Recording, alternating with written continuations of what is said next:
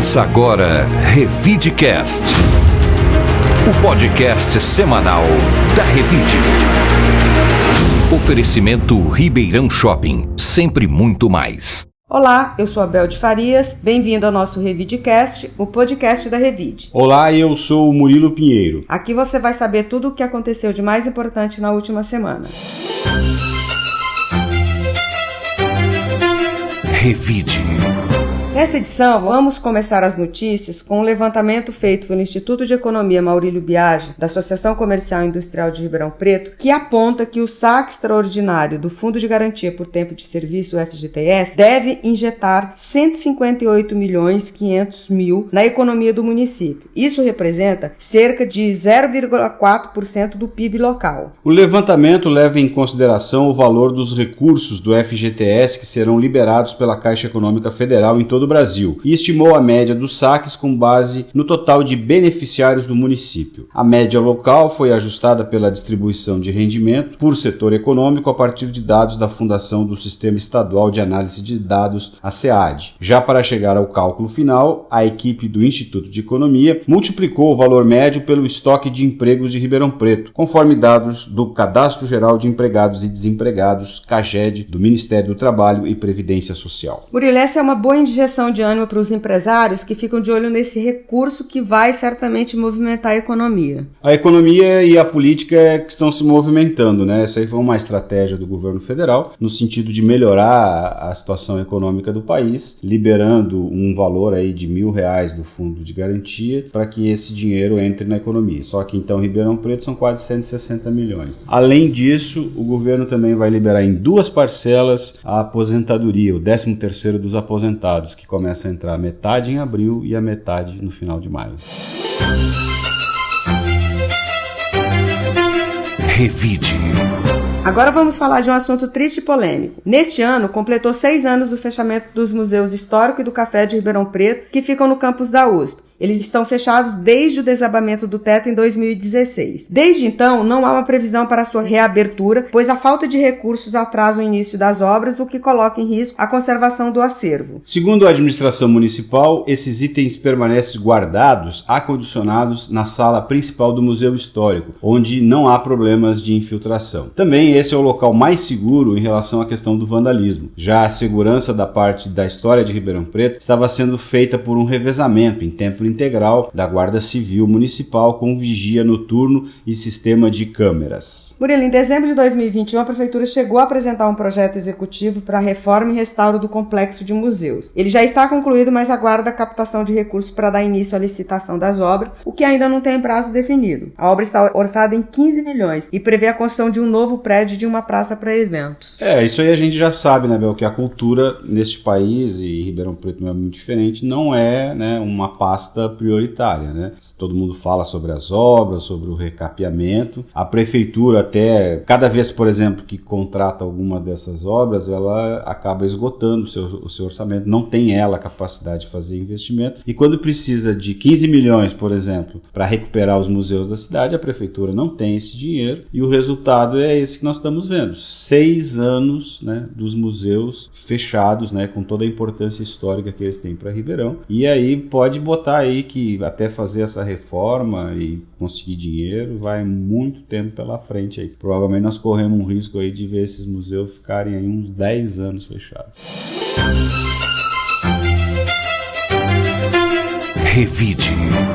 O assunto é política. Na última terça-feira, dia 12, a Justiça suspendeu a sessão da Câmara de Ribeirão Preto, que iria discutir a suspensão do mandato da vereadora Duda Hidalgo, do PT, por 15 dias. A parlamentar é acusada de utilizar um veículo da Casa Legislativa em eventos partidários, mas ela nega. A sessão até começou às 15 horas, mas foi suspensa poucos minutos depois. Agora o processo contra a petista está suspenso até o Tribunal de Justiça de São Paulo deliberar sobre o mérito. Por meio de nota, a parlamentar disse: a Justiça acolheu acolheu nossas alegações de vícios e de irregularidades na condução do processo disciplinar e suspendeu a sessão que estava prevista logo após ficar comprovada a inexistência de provas, com as várias inconsistências do sistema de técnica, única prova apresentada no relatório que pede a minha suspensão. Essa foi a fala da vereadora. E é interessante, né, Murilo, porque a gente já tinha falado sobre isso por causa do Zerbinati lá da rachadinha, que também se livrou do processo de cassação. Definitivamente ali não é o fórum adequado para se discutir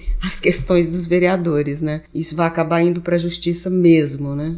Isso aqui já está na justiça. Essa decisão aí foi do Tribunal de Justiça, né? A Câmara, né, olha só a que ponto chegou. A Câmara, inclusive, além da suspensão por 15 dias, estava previsto que iria retirar o carro da vereadora. A vereadora não poderia mais ter o veículo à sua disposição. De qualquer forma, com esse imbróglio todo, o estrago no mandato da vereadora do Hidalgo já está feito, né? Porque há um bom tempo, aí, há 6 meses, não se fala mais nada a respeito dela do que essas tentativas de defesa, de se livrar desse processo aí, o que é muito desgastante para ela, né, e para a Câmara de Vereadores, porque todo esse tempo que se perde falando sobre essas questões aí disciplinares de cassação é um tempo que se deixa de discutir o que realmente os vereadores estão lá para fazer, que é os problemas da cidade. Ao invés de cuidar, por exemplo, da questão do museu, que seria uma boa discussão. pauta. O museu, ninguém fala do museu por lá, né? Estamos discutindo essa questão do mandato aí. Revide.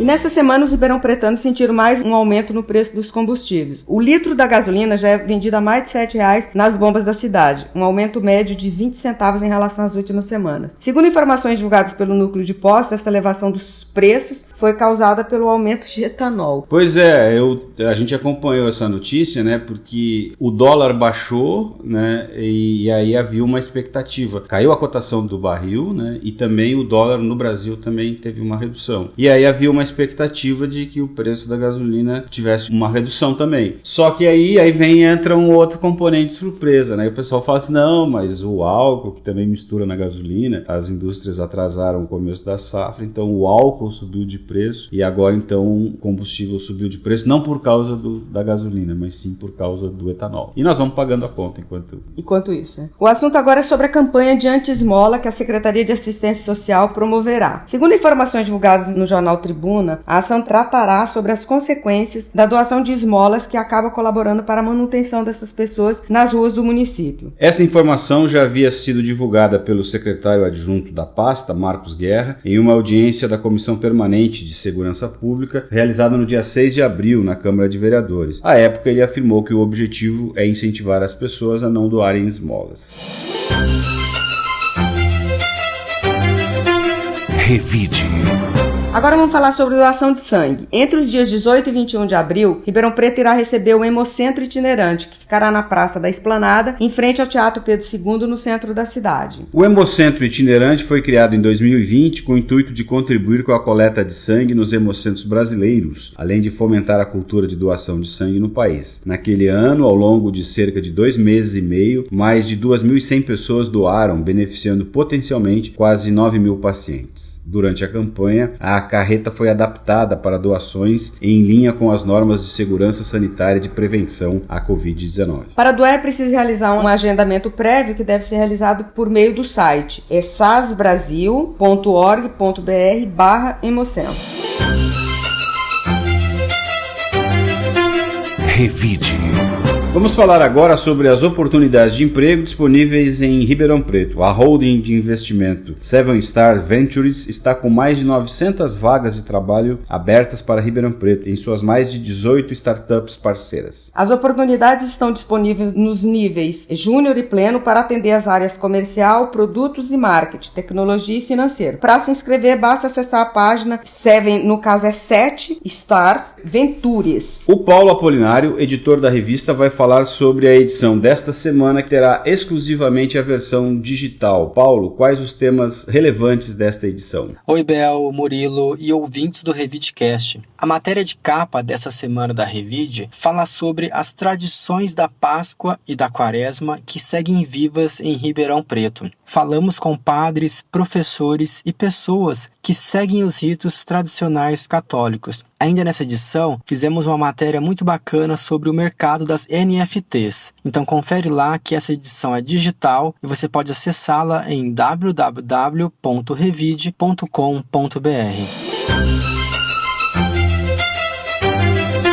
Revide.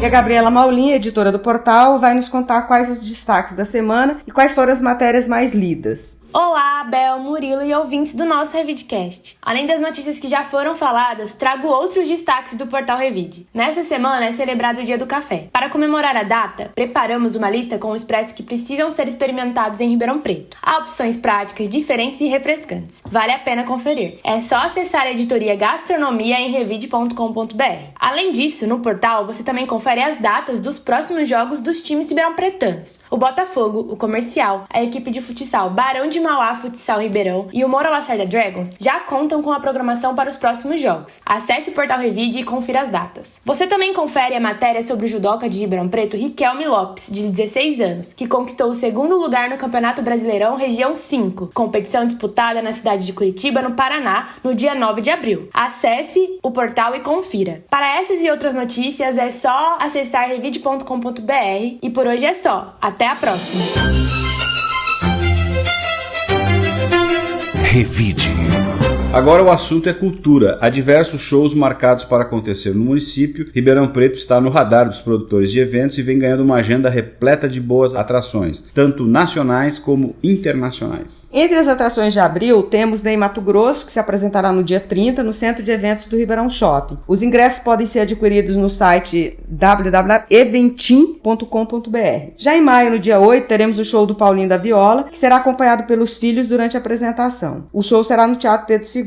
Outra apresentação marcada para maio é da Zélia Duncan e Paulinho Mosca no show Um Par Ímpar, que ocorrerá no dia 14, também no Teatro Pedro II. Os ingressos para os dois shows estão à venda na bilheteria do local. Revide.